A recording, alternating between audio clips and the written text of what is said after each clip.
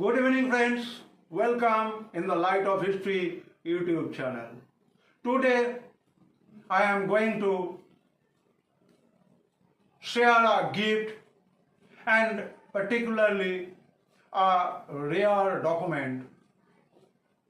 Prior to Indian independence, a speech delivered by Sri Aurobindo from South India through All India Radio. Now you may see this rare historical document preserved in my personal endeavor, and I am going to highlight the main speech without any curtailment of word. My respect to our martyr, Sri Aurobindo Ghosh. This is the famous speech I am going to deliver, trying to interpret. You are lucky that this valuable speech was highlighted firstly in the mouthpiece, Markandeya. It is my personal organizational mouthpiece, and Azadi Ka Amrit Mahotsav.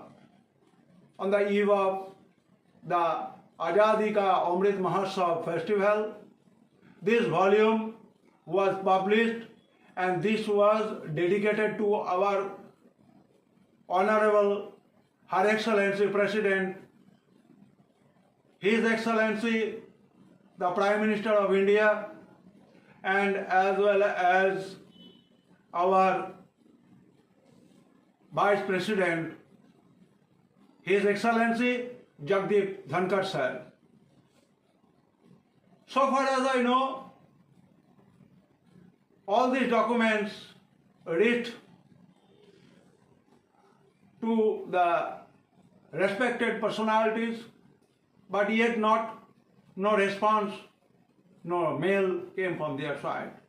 Now today I am going to highlight this valuable speech delivered by Sri Aurobindo Ghosh. Sri Aurobindo's message to the nation, broadcast from All India Radio, Trichinopalli on 14th August 1947. August 15, 1947 is the birthday of Free India. It marks for her the end of an old era, the beginning of a new age, but we can also make it by our life and act as a free nation an important date in a new age opening for the whole world, for the political, social, cultural and spiritual future of humanity. August 15th, according to Aurobindo Ghosh, his own birthday, and it is naturally gratifying to me that it should have assumed this vast significance. I take this coincidence not as a fortuitous accident, but as the sanction and seal of the divine force that guides my steps on the work with which I began life. The beginning of its full fruition. Indeed, on this day I can watch almost all the world movements which I hope to see fulfilled in my lifetime, though then they looked like impracticable dreams arriving at fruition or on their way to achievement. In all these movements, Free India may well play a large part and take a leading position. The first of these dreams was the revolutionary movement which would create a free and united India. India today is free, but she has not achieved unity.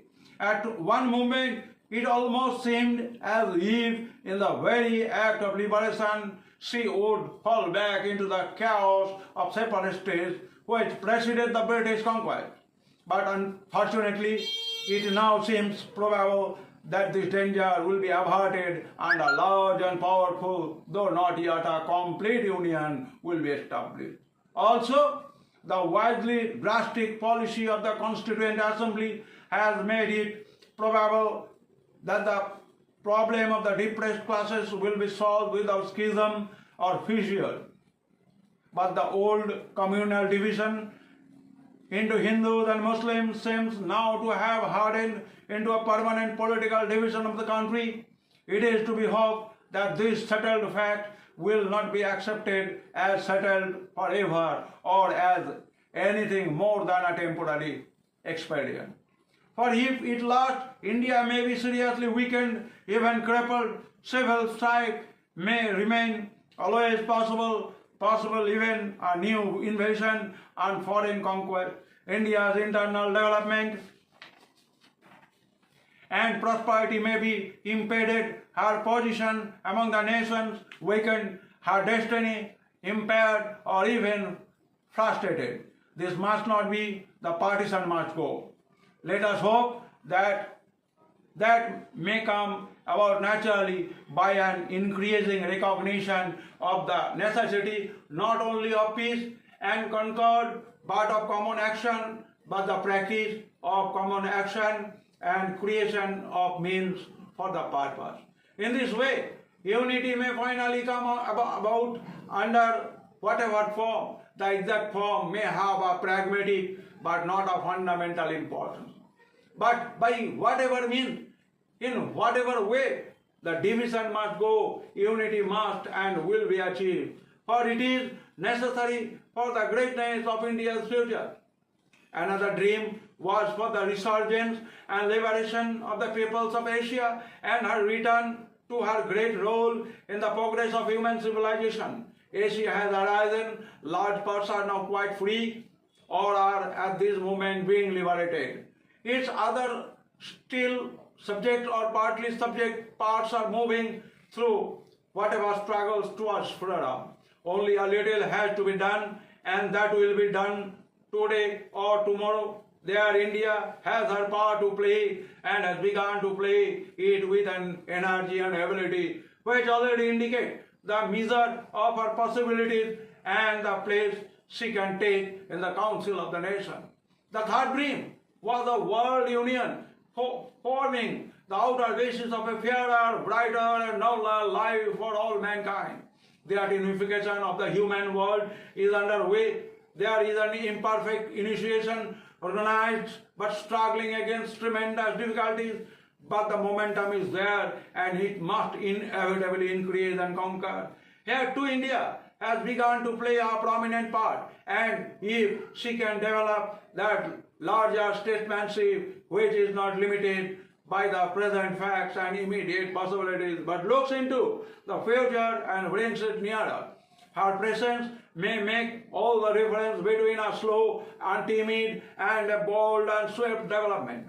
A catastrophe may intervene and interrupt or destroy what is being done, but even then the final result is sure, for unification is necessity of nature and inevitable movement.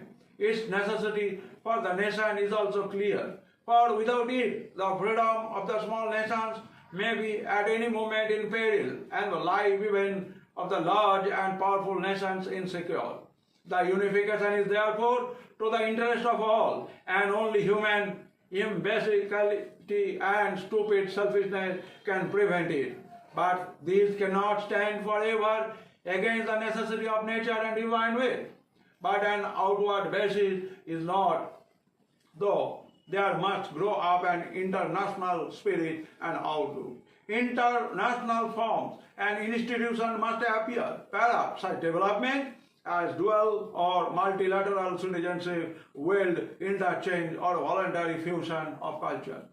Nationalism will have fulfilled itself and lost its militancy and would no longer find these things incompatible and with self-preservation and the integrality of its outlook. A new spirit of oneness will take hold of the human race. Another dream, the spiritual gift of India to the world, has already begun. India's spirituality is entering Europe and America in an ever-increasing measure. That movement will grow amid the disaster of the time. More and more eyes are turning towards her with hope, and there is even an increasing resort not only to her teaching but to her psychic and spiritual practice.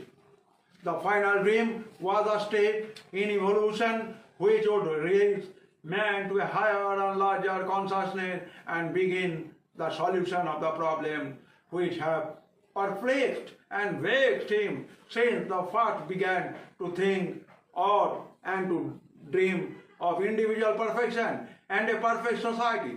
This is still a personal hope and idea, an ideal which has begun to take hold both in India and in the West on forward-looking minds. The difficulties in the way are more formidable than in any other field of Indian power, but difficulties were made to be overcome, and if the supreme will is there, they will be overcome. Here too, if this evolution is to take place, since it must proceed through a growth of the spirit and the inner consciousness, the initiative can come from India, and although the scope must be universal, the central movement may be harsh.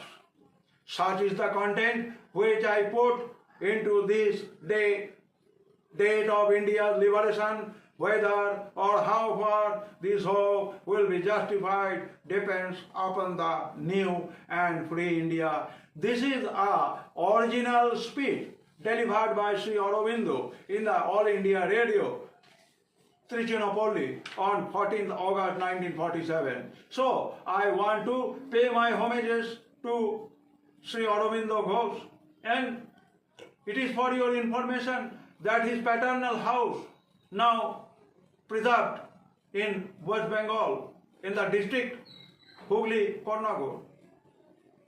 As and when required, I went there to visit this immortal historical personality. And there are so many rare photographs there of Sri Aurobindo Ghosh. And now I am going to remember the famous word or the famous blessings of Mother, that is Sri Ma, the Mother. Quote unquote, it is not necessary to leave the earth to find the truth. It is not necessary to live life to find one's soul. It is not necessary to give up the world or to have limited belief in order to enter into relation with the divine. The divine is everywhere, in everywhere, and if he is hidden, it is because we do not take the trouble to discover him. In this holy day, prior to our independence, I, on behalf of the nation, I paid my respect, proper gratitude and proper salutations to all the martyrs for the who surrendered his life for the sake of the country's freedom. Jai Hind, Vande Mataram, Bharat Mata ki Jai, Bharat Mata ki Jai, Vande Mataram. Thank you all. Good night.